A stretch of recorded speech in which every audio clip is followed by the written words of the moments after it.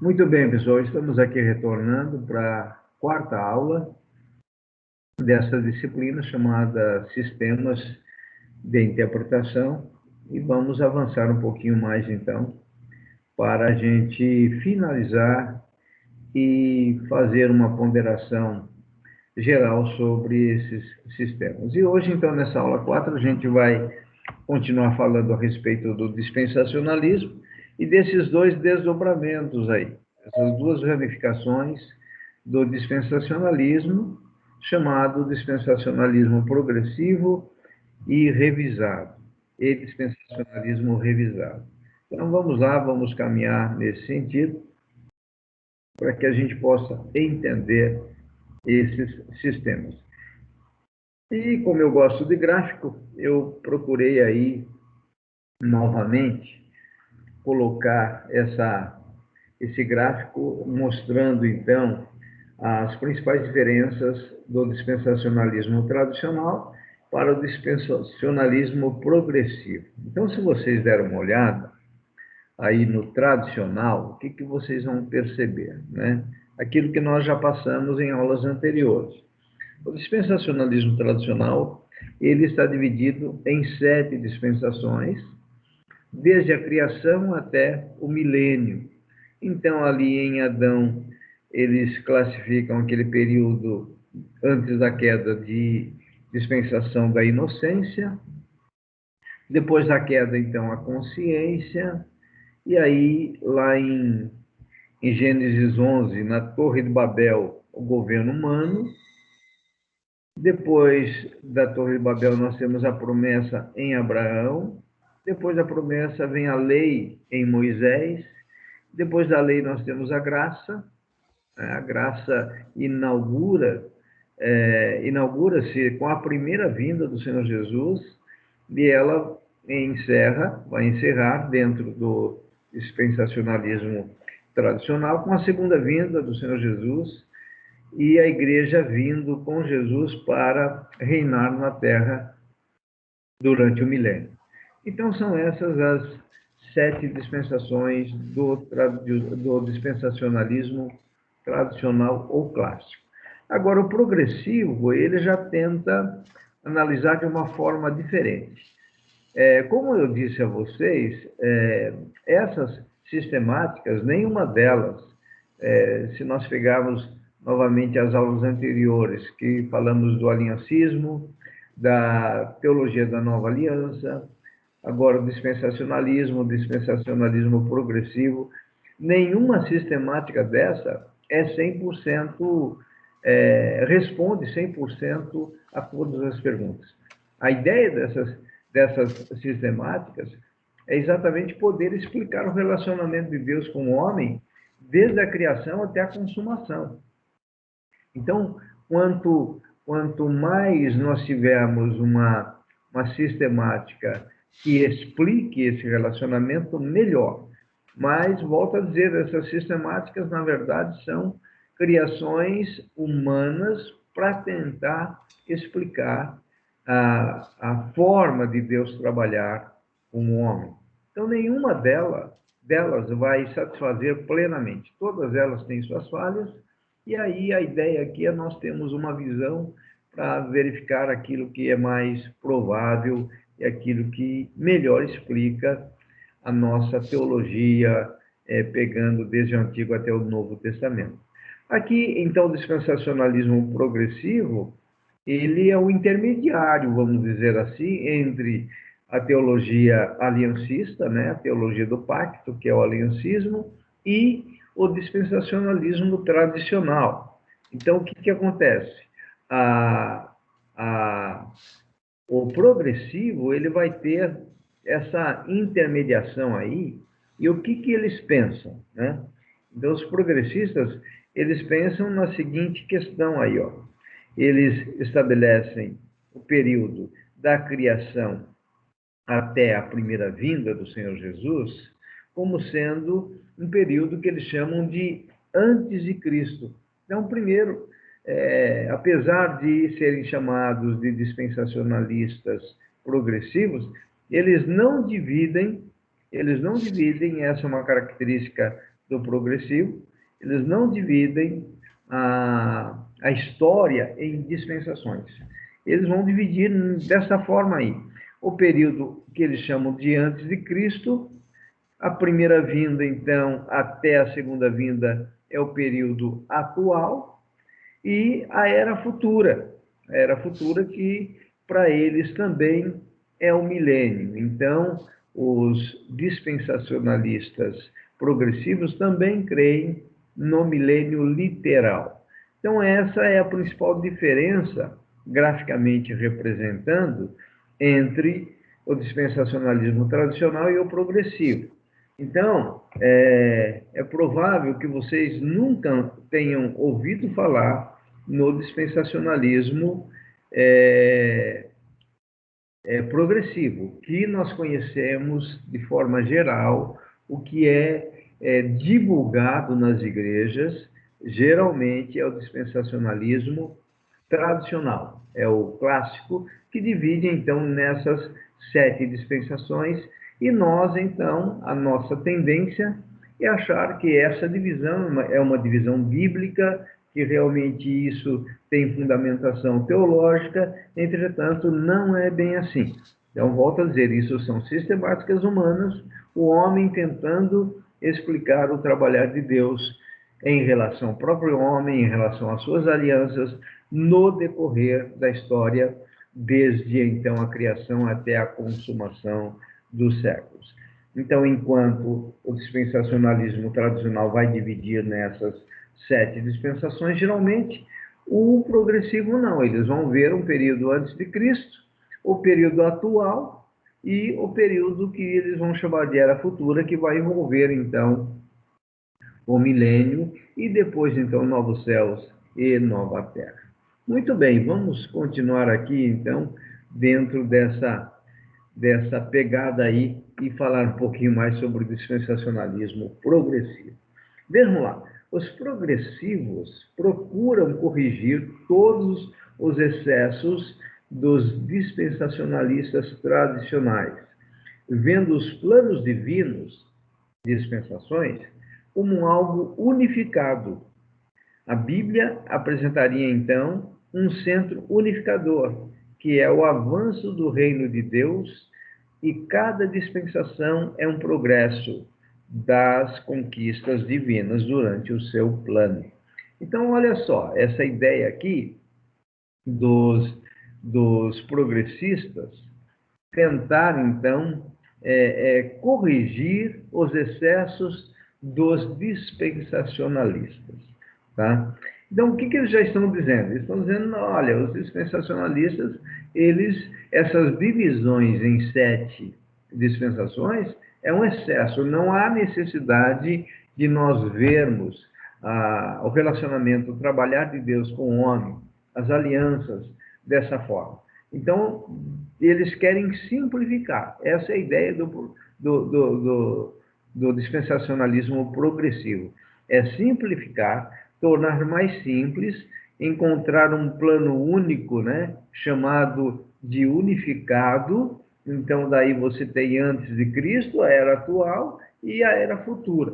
Então, eles simplificam desta forma, e quando eles fazem essa simplificação, eles não admitem, os progressivos, eles não admitem, mas quando eles fazem essa separação na era antes de Cristo, era atual e era futura, eles se aproximam muito do aliancismo, mas eles não admitem isso, eles dizem, não, nós enxergamos as dispensações como sendo um progresso crescente do relacionamento de Deus com o homem até o período atual em que Jesus vem, na sua primeira vinda, tem o relacionamento com a igreja até o arrebatamento. Então, essa seria a era atual para eles, e depois, então, a era milenar, a era futura.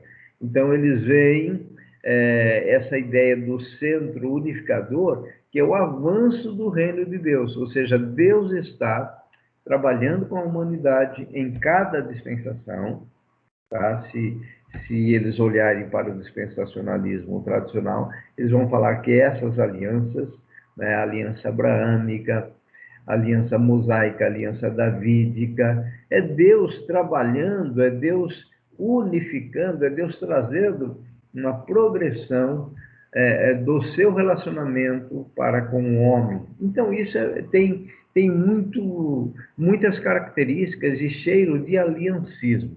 Tá? Então, essa ideia do avanço do reino de Deus, desde a queda do homem até esta era presente, que nós chamamos de Era da Graça. Muito bem, vejam aí ainda, a maioria dos progressivos ou dos progressistas, né, defendem basicamente três dispensações, aquilo que nós falamos lá no gráfico. Uma primeira, que eles chamam de período ou era antes de Cristo. Segundo, a atual, entre as duas vindas. Então, entre a primeira vinda, que ocorreu o nascimento de Jesus, com a sua obra na terra, com a sua morte expiatória na cruz do Calvário, essa é a primeira vinda. Aí tem a ascensão de Jesus, inicia-se toda a era da igreja, até a segunda vinda de Jesus. Então, esse período da primeira vinda até a segunda vinda é chamada de era atual, de fase atual, de dispensação atual. Eles não utilizam essa denominação, ou melhor, essa nomenclatura de dispensação, mas seria mais ou menos isso. E a dispensação futura, então, que é depois de Cristo. Então, essa é a principal diferença do dispensacionalismo progressivo para o tradicional ou para o dispensacionalismo clássico. Então, é importante que vocês tenham isso em mente, porque quando vocês estiverem lendo algum conteúdo teológico, alguma sistemática, algum livro de teologia sistemática, é aquilo que eu falei, você vai ver pelo conjunto do desenvolver do autor, a sistemática que ele vai estar usando. Geralmente, os autores, eles não se declaram dispensacionalistas ou aliancistas, mas quando você começa a ver o desenrolar da teologia, você já vai começar a identificar. Aí você pode perguntar, mas qual a importância disso? A importância disso é para que você, então, também possa identificar os diversos pontos e poder fazer uma análise mais madura daquele conteúdo que está sendo entregue pelo autor. Para que nós não sejamos, como diz o ditado, vaca de presépio, sabe? Aquela vaquinha de presépio que ela é mudada e ela fica ali no cantinho dela, o que fizer com ela está tudo bem. A ideia aqui não, é que nós tenhamos uma certa maturidade teológica para poder analisar e para poder concordar, discordar, mas sempre com aquele espírito de fazer uma análise teológica madura, de chegar para uma pessoa e dizer, não, você tem esse pensamento, eu tenho este pensamento. E nessa diversidade há crescimento. Eu acho legal o debate para que a gente possa crescer. Então, a minha proposta aqui para vocês é mostrar todas essas facetas da teologia para que vocês, então, possam poder analisar, discutir, responder algumas perguntas. Não é? Estava conversando com a minha esposa esses dias sobre a questão do livre-arbítrio. Por exemplo, vocês sabiam que não tem como responder se existe ou não livre-arbítrio se nós não analisarmos os dois pensamentos teológicos principais chamados de calvinismo e arminianismo? Então, nós não temos como responder. Então, quem não conhece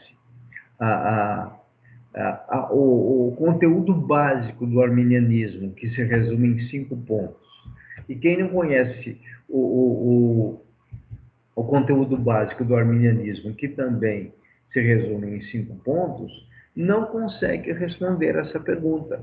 Então, vamos imaginar que você é um professor de escola bíblica e, de repente, um aluno lá no meio da aula pergunta, mas, professor, afinal, nós temos livre-arbítrio ou não? Qual é a sua resposta?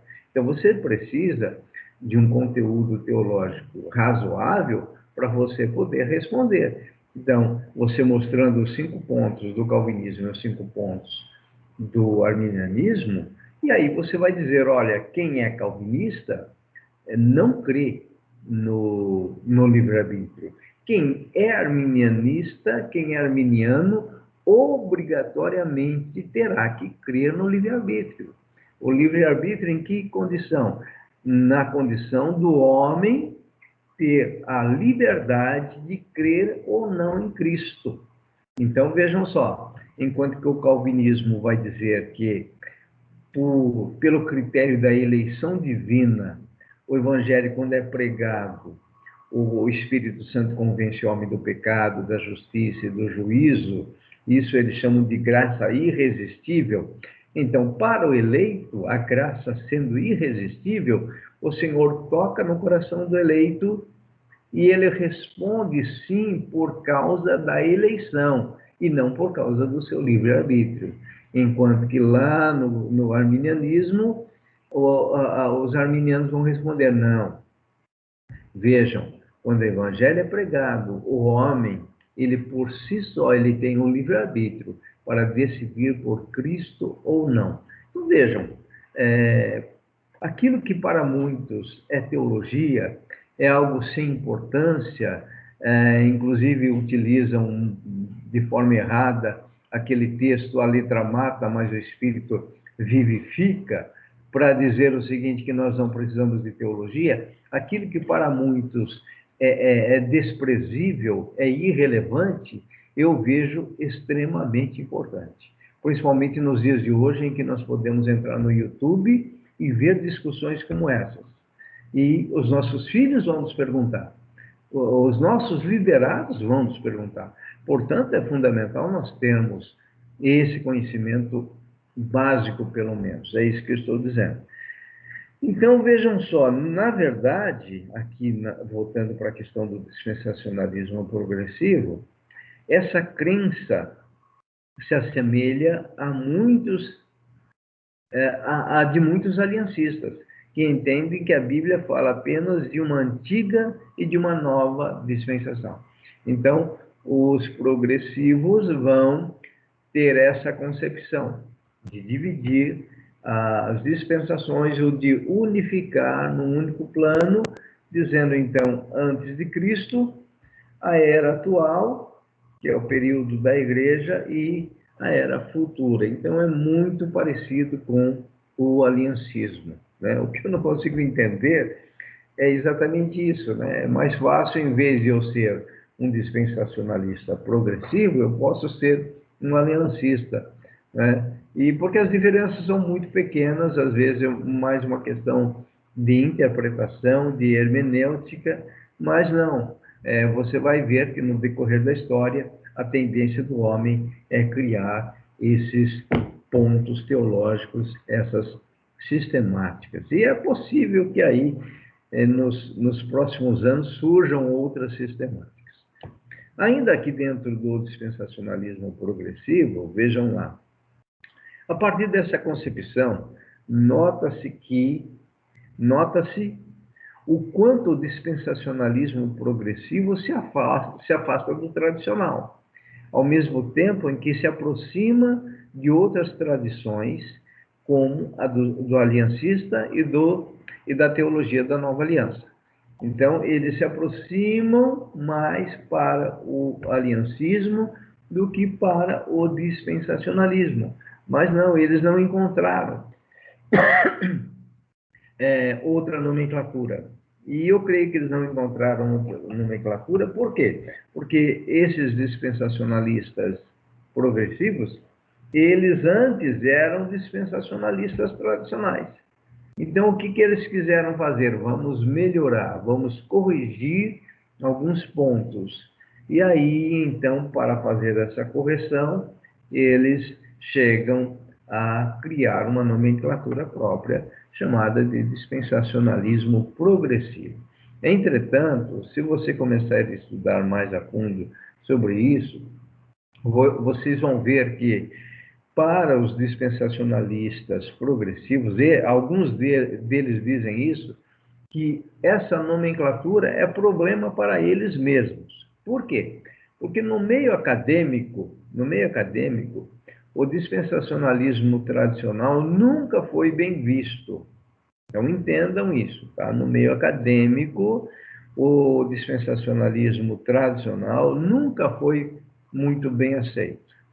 Porque geralmente, dá para entender o motivo. Geralmente, o mundo acadêmico, dentro dos aspectos teológicos, ele é formado, esse corpo acadêmico, ele é formado principalmente pelos reformados. E os reformados, nós temos que convir que é um pessoal que estuda realmente a fundo, é um pessoal que vai se aprofundar na teologia, e esses reformados, então, eles são, na grande maioria, tá? Para não dizer todos, na grande maioria, eles são aliancistas. Então, vejam, na mente dos reformados, a única sistemática, ou a melhor sistemática possível, é o aliancismo.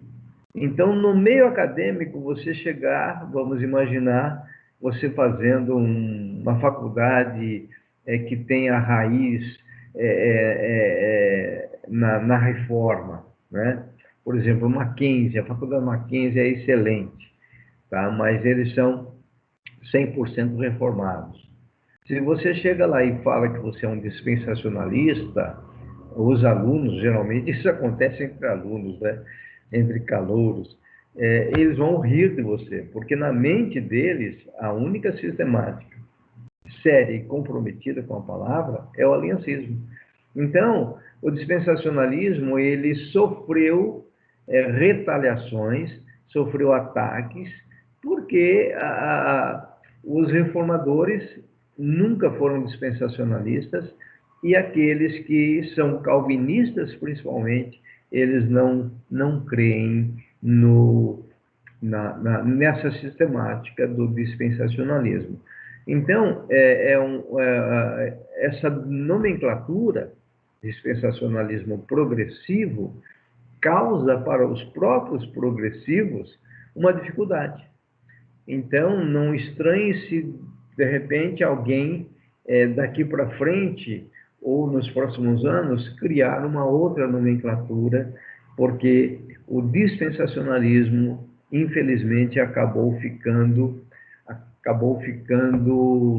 mal visto nos meios acadêmicos, tá? E é lógico que não é somente por causa das dispensações, mas também tem muito a questão do cunho escatológico, porque a sistemática dispensacionalista, ela arrasta com ela uma tendência escatológica muito forte, que é aquilo que nós já falamos para vocês. Todos os dispensacionalistas tradicionais, eles são pré-milenistas e pré-tribulacionistas. Aliás, de todas as correntes escatológicas, tá? As principais correntes são 4, eu vou citá-las. O dispensacionalismo, perdão, é o pré-milenismo dispensacionalista, uma corrente escatológica. O pré-milenismo tradicional ou clássico é outra corrente escatológica. O pós-milenismo é outra corrente escatológica, e o amilenismo. Então, são 4 correntes escatológicas principais. Existem outras, mas essas 4. Dessas 4, se você pegar as 4, a única que crê no arrebatamento pré-tribulacional é exatamente a dispensacionalista, que são os pré-milenistas dispensacionalistas. Por quê? Porque a sistemática dispensacionalista obriga você a ser pré-tribulacionista. Então, é aquilo que eu falei, não tem como ser dispensacionalista e ser pós-tribulacionista. Não existe essa possibilidade por causa da chave hermenêutica que é utilizada em que eles dividem a igreja de Israel. A partir do momento que você trata a igreja como um povo e Israel como outro povo, obrigatoriamente você terá que dizer que a igreja vai ser arrebatada antes, porque no período de 7 anos Deus vai trabalhar com Israel e não com a igreja. Então, é por isso tudo que no meio acadêmico o dispensacionalismo não é bem visto e não é bem quisto, ok? Muito bem, dispensacionalismo tradicional ainda, olha só, Deus tem um plano para o povo da terra e outro para o povo do céu. Então, essa separação acaba ficando complicado, tá? Porque é difícil enxergar na Bíblia essa separação. Deus trabalhando com dois povos, né? O plano de Deus para o povo da terra, para Israel étnico, seria uma coisa. E para a igreja, como um plano do povo de Deus no céu, é outro. Daí é que vem aquela ideia, então, da igreja sendo arrebatada antes, aí 7 anos de bodas do cordeiro no céu, enquanto na terra tem 7 anos de grande tribulação e Israel passando por essa grande tribulação. Então, Deus tem um povo no céu, a igreja, Deus tem um povo na terra passando pela grande tribulação e para cumprir as profecias do Antigo Testamento, obrigatoriamente o milênio terá que ser literal, um período literal de 1000 anos. Então, por isso que o dispensacionalista tradicional, ele vai dizer, não, a igreja vai ser arrebatada, Israel vai passar pela grande tribulação, o milênio vai ser para Deus cumprir as promessas sobre Israel do Antigo Testamento, vai cumprir-se, então, durante o milênio. Então, veja, ser um dispensacionalista tradicional é trazer consigo toda uma bagagem escatológica junto com ele. O revisado agora. Agora surge aqui um outro, né? Já falamos do tradicional, falamos bastante, você já tem uma ideia razoável sobre o tradicional. Falamos dos progressivos, vamos continuar falando, tá? Ainda nessa aula, para a gente fechar bem. E agora entra em campo um outro dispensacionalismo, chamado revisado. Então, da mesma forma que os progressivos saíram do tradicional, do dispensacionalismo tradicional, os revisados também. Então, qual é a ideia sempre? É procurar melhorar, essa é a intenção. Então, veja só, aí troca-se o povo da terra por Israel e o povo do céu pela igreja. Então, na verdade, aqui não refrescou muita coisa, porque quando o tradicional fala sobre esse povo da terra e sobre o povo do céu, na verdade, estão querendo dizer exatamente isso, tá? Então, lá no revisado, eles vão tentar trocar esse povo da terra por Israel e povo do céu por igreja, tá? Mas fiquem calmos que a gente tem mais informação sobre os revisados ainda aqui nesta aula. No dispensacionalismo progressivo, rompe-se todos esses pontos. E por conta disso, segundo alguns tradicionais, os tradicionais são os dispensacionalistas tradicionais, os progressivos não podem ser considerados dispensacionalistas. A hermenêutica dos progressivos se aproxima da teologia da aliança. Aquilo que nós já falamos, então, ser um dispensacionalista progressivo tem mais característica de aliancista do que ser um próprio dispensacionalista, tá? Muito bem, eu acho que dessa forma nós terminamos a primeira parte. Deixa eu ver aqui. Não, tem mais uma informação aqui sobre o revisado. Vejam lá. O dispensacionalismo revisado entende que há apenas uma nova aliança para Israel e a igreja. Aqui já também com bastante cheiro de aliancismo. Olha só, apenas uma nova aliança para Israel e para a igreja. Então, não se separa Israel de igreja. Então, nessa revisão, tá? Eles pegam o tradicional que separa Israel de igreja e vão dizer, não, há um plano unificado aí, né? Há uma única aliança para Israel e para a igreja, que será cumprida no escatom com Israel. Aqui já entra a questão que fica um pouquinho voltada para o tradicionalismo.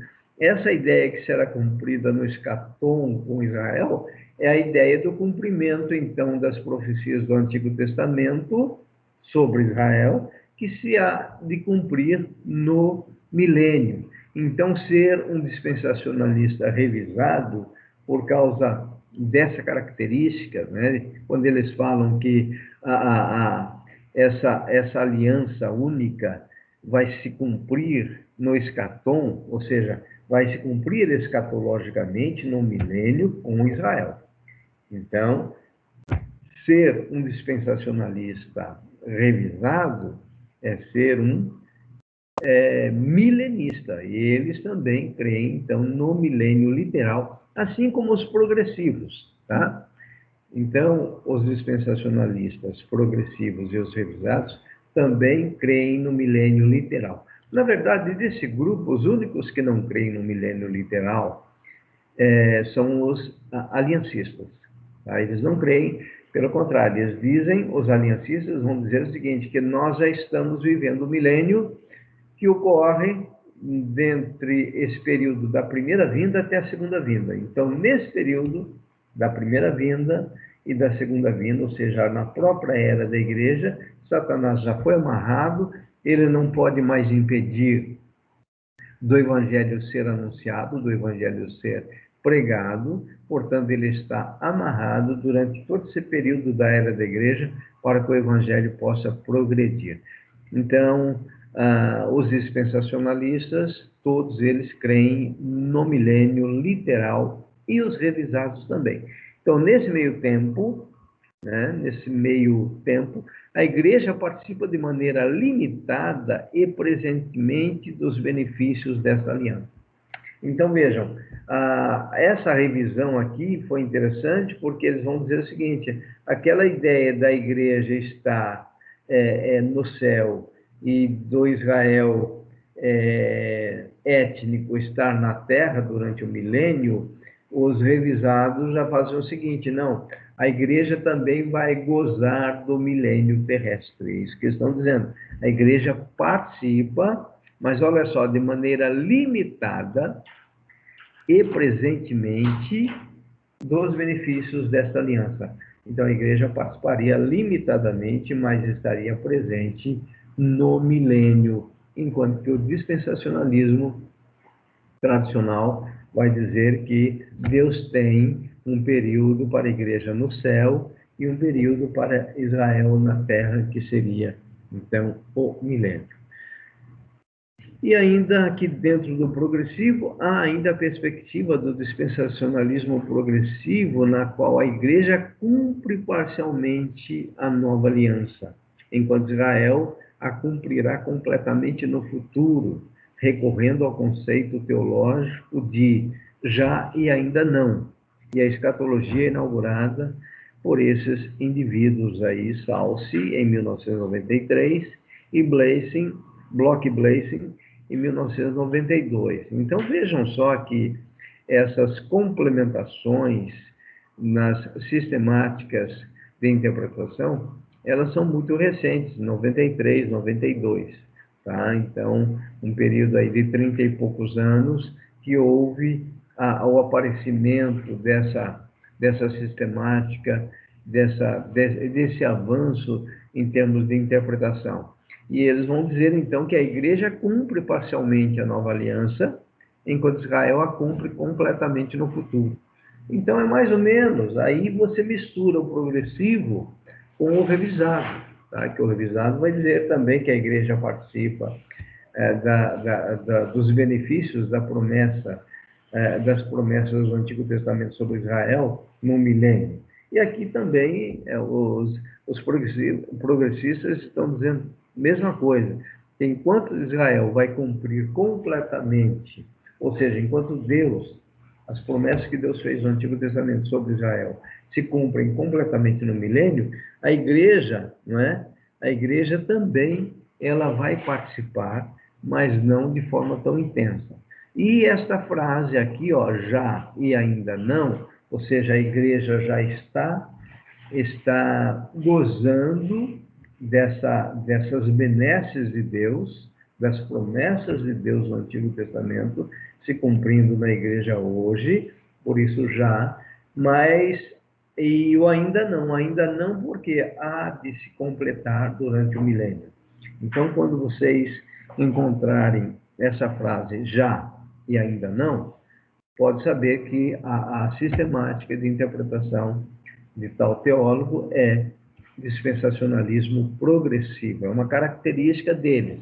Então, eles vão dizer, a igreja já está antegozando todos os propósitos de Deus para o futuro, mas ainda não completamente. Então, já e ainda não, essa ideia que nasceu, então, em 1992 e 1993, com esses teólogos aí que nós citamos. Muito bem, pessoal, eu vou dar um intervalo para vocês, depois nós retomamos, a partir dessa tela, sobre as características do dispensacionalismo tradicional, para nós avançarmos um pouquinho mais. Tá bom? Então, vamos dar um intervalo e daqui a pouco a gente retorna com a segunda parte.